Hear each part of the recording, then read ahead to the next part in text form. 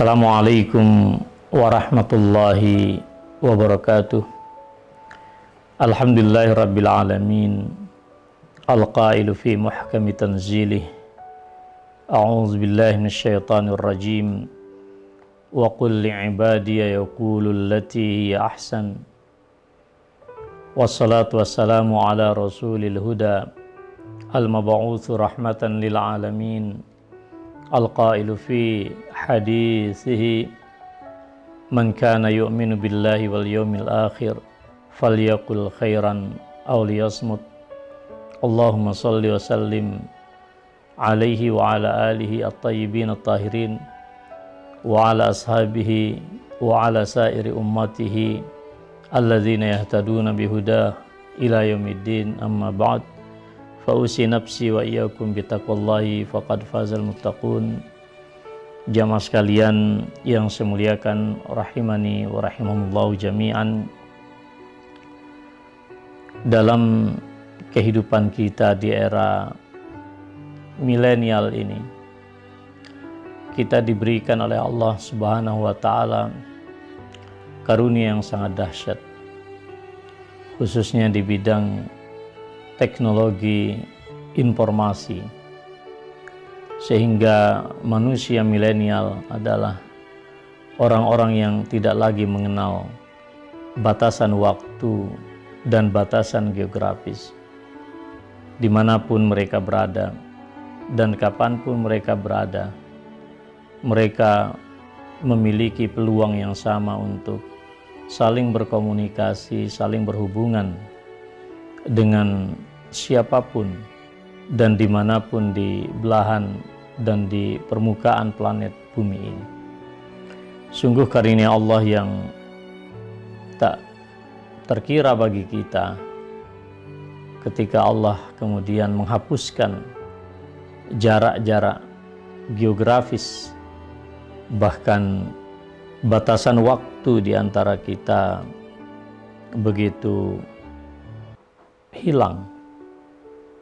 Jamaah sekalian yang saya muliakan, dalam suasana seperti ini kemudian tidak sedikit kita mendapatkan berbagai macam suasana yang bertolak belakang dari sikap kesyukuran seorang hamba Allah Subhanahu wa taala yang diberikan karunia nikmat di bidang teknologi informasi ini, dan khususnya di dunia sosial media yang saat ini menghubungkan manusia sejagat. Padahal Allah Subhanahu wa taala kemudian memberikan satu peringatan bagi kita, wa qul li'ibadiya yaqulu allati hiya ahsan. Katakan bagi hamba-hambaku agar mereka berkata yang terbaik. Wa idza qultum fa'dilu. Jika kalian berkata dan bertutur kata, hendaklah kalian tetap memegang teguh sikap adil. Pun pula Rasulullah sallallahu alaihi wasallam juga memberikan nasihat kepada kita yang diriwayatkan dari sahabat besar Mu'adz bin Jabal radhiyallahu taala anhu. Innaka lam tazal saliman ma sakat fa idza takallamta kutiba laka aw alaik. Nabi menasihati beliau dan menyatakan, engkau akan selalu berada dalam keselamatan selama engkau diam. Begitu engkau berbicara, ada dua kemungkinan. Apakah kemudian pembicaraan itu menyelamatkan dirimu atau justru membinasakan dirimu? Hadis diriwayatkan oleh Al-Imam At-Tabrani. Jamaah Islamic Center Universitas Ahmad Dahlan yang saya muliakan, di dalam koridor inilah kemudian saya mengajak diri saya dan kita semua untuk merefresh kembali pengetahuan, ilmu, dan memori kita terkait ajaran Islam yang sedemikian luhur, yang menjadi acuan dan pedoman bagi kita di dalam memanfaatkan segala fasilitas Allah dan karunia Allah di dalam dunia komunikasi, khususnya bersosial media sesama kita dan sesama umat manusia. Jamaah sekalian, yang pertama yang harus kita perbaiki di dalam bersosial media adalah niat. Allah Subhanahu wa taala mengingatkan kepada kita tentang persoalan ini. Wa ma umiru illa liya'budullaha mukhlishina lahuddin. Di dalam pandangan hidup seorang muslim bahwa segala sesuatu yang dilakukan di dalam hidupnya adalah manifestasi daripada penghambaan diri kepada Allah. Karena ini adalah penghambaan diri kita kepada Allah, maka semestinya kita harus mengasaskannya pada mukhlishina lahuddin. Kita harus mengikhlaskan diri.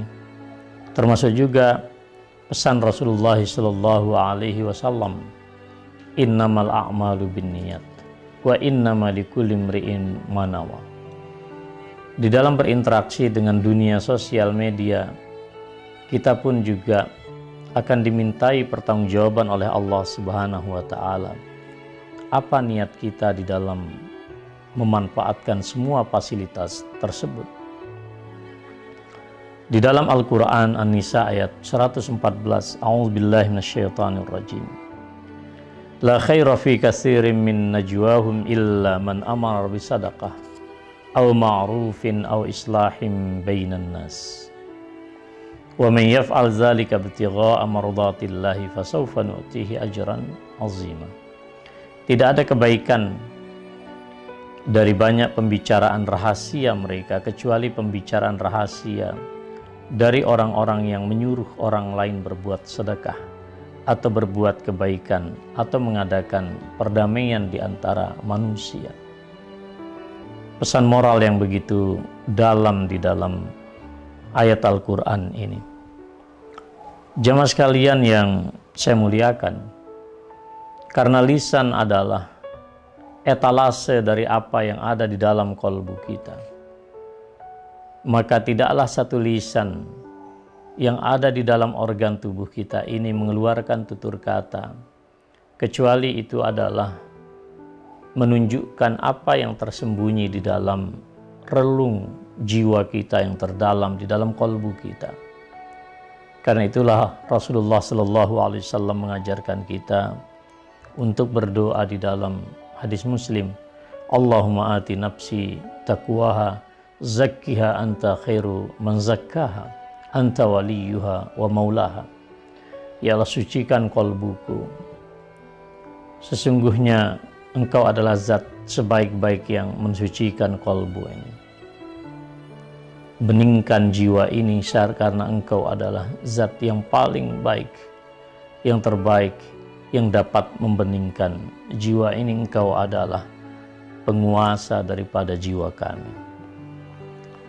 Jamaah sekalian yang saya muliakan, suatu saat Al-Imam Malik bin Anas rahimahullah, ketika beliau menulis kitabnya Al-Muwatta, murid-muridnya bertanya kepada beliau, wahai Imam, mengapa engkau harus menghabiskan waktu dan upaya untuk menulis kitab yang sesungguhnya banyak sekali ditulis oleh para ulama yang lain? Al-Imam Malik bin Anas menjawab, ya, suatu saat kalian akan membuktikan bahwa hanya kitab yang ditulis dengan keridhaan Allah, itulah yang akan bertahan di dalam pentas sejarah dan peradaban umat manusia.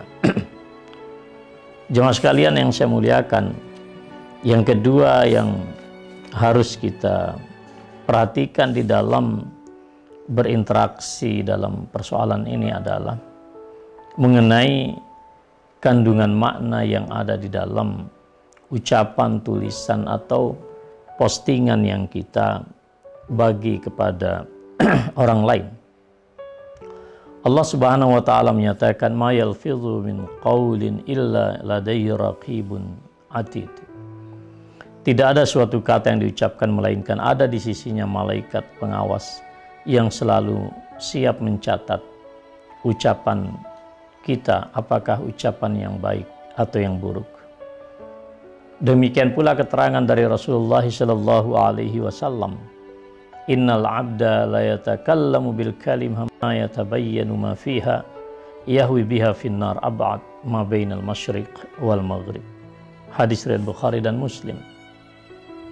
Bisa jadi seseorang itu bertutur kata atau membagi suatu postingan yang dia tidak pernah melakukan klarifikasi pada apa yang diucapkan, pada apa yang dia posting ke masyarakat luas.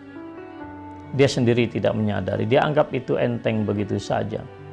Padahal kata Rasulullah SAW, hanya dengan ucapan dan tutur kata tersebut atau postingan tersebut, dia kemudian masuk ke kerak neraka yang kedalamannya itu melebihi antara jarak timur dan barat bumi ini.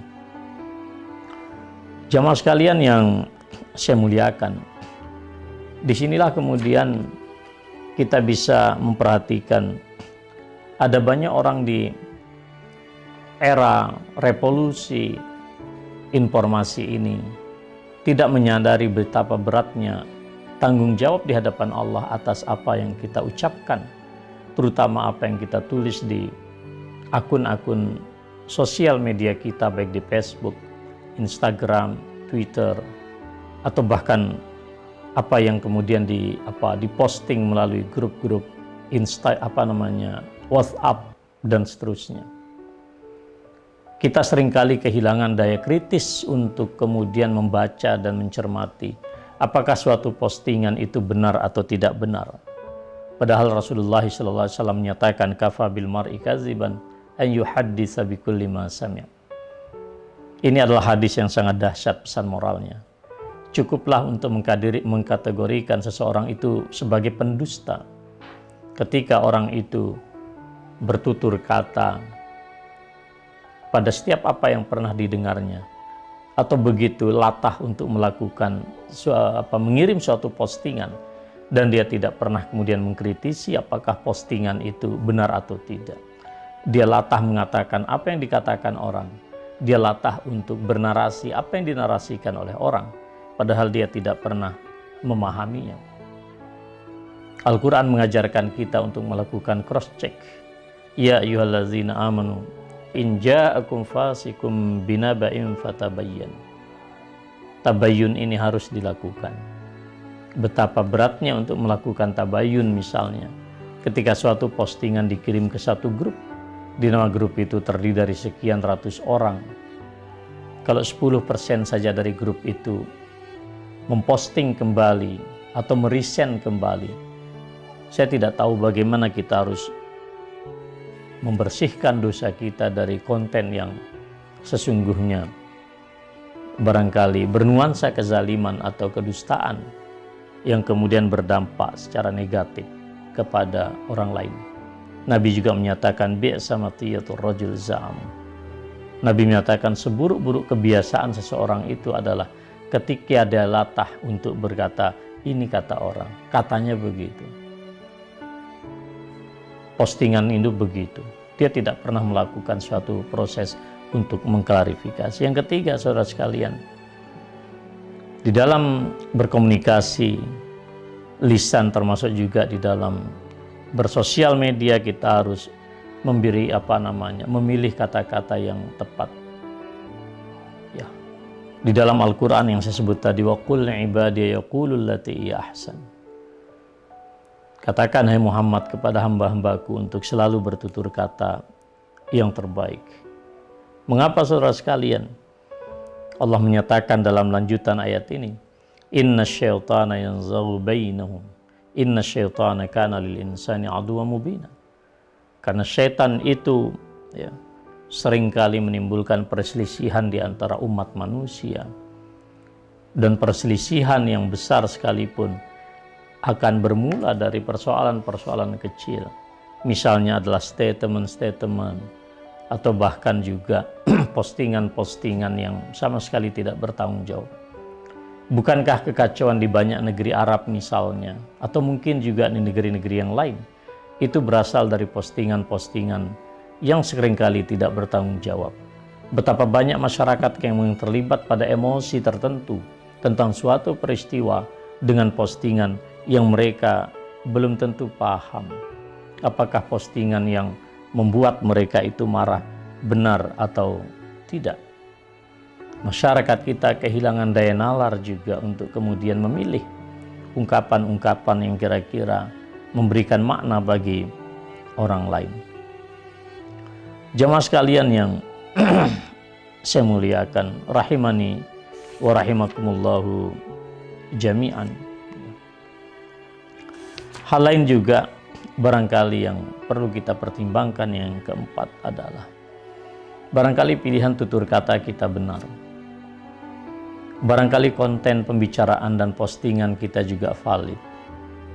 Barangkali niat kita pun juga benar. Tetapi satu hal yang harus kita perhatikan, apakah kebenaran semua dari apa yang kita ucapkan dan yang kita tuturkan, yang kita posting, yang kita update di status-status kita itu memiliki efek atau tidak? Saya ingin mengambil suatu contoh dari peristiwa yang terjadi di hadapan Rasulullah Shallallahu Alaihi Wasallam ketika suatu saat beliau berkhutbah di mimbarnya. Beliau menceritakan tentang peristiwa hari kiamat dan berbagai macam peristiwa yang menjadi tanda-tanda kiamat itu terjadi. Dan di akhirnya Rasulullah menyatakan, silahkan siapa yang mau bertanya di antara kalian, silahkanlah bertanya. Beliau membuka forum terbuka bagi umat waktu itu. Berdirilah salah seorang sahabat ketika itu, yaitu ini Abdullah bin Huzafah. Abdullah bin Huzafah berdiri, wahai Rasulullah, ya, siapakah ayahku? Ayahmu adalah Huzafah. Pada saat itu ibunda beliau ketika mengetahui bahwa anaknya Abdullah bertanya kepada Rasulullah Sallallahu Alaihi Wasallam tentang siapa ayahnya sesungguhnya, dan Nabi menyampaikan di depan para sahabat yang lain bahwa ayahnya adalah Huzafah yang pernah hidup di jahiliyah, yang pernah hidup dengan berbagai macam tradisi yang bertentangan dengan Islam. Sesuatu yang tidak dipikirkan oleh Abdullah bin Huzafah adalah perasaan seorang ibu. Sampai seorang ibunya mengatakan, wahai Abdullah, tidak pernah aku mendapatkan orang yang lebih durhaka daripadamu yang mempermalukan ibunya di depan orang banyak. Bukankah dengan bertanya kepada Rasulullah tentang ayahmu, lalu Rasulullah memberikan informasi kepada masyarakat dan mereka tahu kemudian aku adalah istri daripada ayahmu yang pernah melakukan berbagai macam kerusakan dan kejahilan di masa zaman jahiliyah. Ibunya merasa malu dengan suatu pertanyaan yang sebetulnya pertanyaan itu benar. Kontennya juga benar, niatnya pun juga benar, hanya ingin bertanya tentang penegasan ayahnya, identitas seorang ayah. Tapi yang tidak dipikirkan oleh Abdullah bin Huzafah adalah perasaan seorang ibu. Itulah mengapa Al-Quran mengajarkan kita wala tasubbul ladzina yad'una min dunillah fayasubbullaha 'adwan bighairi 'ilm. Mengapa kita dilarang untuk mencaci maki dan mencela sesembahan orang-orang musyrik? Karena pada akhirnya dia akan meninggalkan efek psikologis pada orang-orang musyrik itu, dan kemudian mereka menunjukkan permusuhannya kepada agama yang benar ini. Jadi jemaah sekalian yang saya muliakan, ya, demikian pula misalnya terakhir saya sampaikan hadis Rasulullah Sallallahu Alaihi Wasallam, atadruna mal ghibah, apakah kalian mengetahui apa itu ghibah? Ya. Para sahabat menyatakan Allah dan Rasulnya mengetahui, dan kemudian Rasulullah Sallallahu Alaihi Wasallam menjawab, menjelaskan, ya, ghibah itu adalah menyebut sesuatu tentang saudara kita, dan saudara kita tersebut atau sahabat kita tersebut tidak suka dengan apa yang kita ungkapkan. Wahai Rasulullah, kata para sahabat, jika yang saya katakan itu sungguh benar apa adanya pada diri sahabat saya itu, bagaimana? Iya, kalau memang apa yang kau katakan itu benar adanya pada diri seorang sahabat tadi, itulah ghibah. Kalau tidak benar, maka engkau telah memfitnah dia, berdusta terhadap dia. Padahal ghibah itu padanannya adalah, analoginya adalah seperti orang yang memakan bangkai ya, saudaranya sendiri, dan kita tentu tidak suka. Jamaah Islamic Center UAD yang saya muliakan, demikian beberapa hal yang perlu kita catat. Mudah-mudahan apa yang kita ucapkan, apa yang kita lakukan menjadi sebab Allah memasukkan kita ke dalam firdausnya yang tertinggi. Nasrun minallahi wa fathun qarib wa basyiril mu'minin. Assalamualaikum warahmatullahi wabarakatuh.